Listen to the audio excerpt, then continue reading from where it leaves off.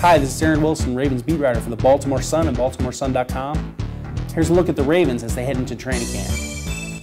At quarterback, Joe Flacco, very well established, heads into the third year of his $120.6 million contract, and the former Super Bowl most valuable player has to make an adjustment as they have a new offensive coordinator yet again, this time Mark Trestman.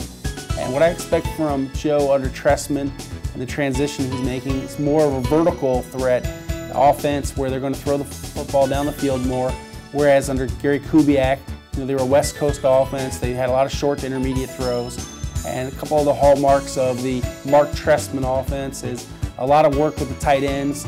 They tend to go double tight quite a bit, so I expect a lot of Crockett Gilmore and Max Williams. And for Joe, he's got to get used to some new weapons, and that includes two rookies, Brashad Perriman, their first-round draft pick, one of the fastest players in the league, and also Max Williams, their second-round pick and a tight end. And so he's going to have a lot of chemistry he's got to build. He worked on that in the offseason, and that's still a work in progress. I think that those guys will build timing as camp goes on, and that will be something where eventually you see him incorporating those guys in the offense quite a bit and making use of their talents. And for Joe, the screen game is going to be big. That's something that Mark Trestman is a big believer in. So they throw the football to the backs quite a bit. 100 catches last year from Bears running back Matt Forte. And so far, Joe and Trestman are a good fit personality-wise, and they've worked very hard to build a relationship this offseason. So I think the arrow's pointing up for Joe Flacco, and he's coming off a career-best statistics season. So you look at where Joe is in his career, and I think that everything should fit pretty well with Mark Trestman, but obviously until they play in games, it all remains something that we're talking about on paper. They've got a new backup quarterback for Joe this year.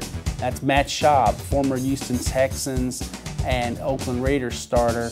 Had a rough couple of years, has been very prone to interceptions, a lot of them returned for touchdowns, and he's had some injury issues and confidence issues, in my opinion, just watching him, his body language, and he still had some interceptions crop up even in the Ravens offseason practices. And Matt's someone that has a lot of physical talent, but I see some hesitation from him in the practices where he just doesn't pull the trigger fast enough, and that's what leads to the turnovers.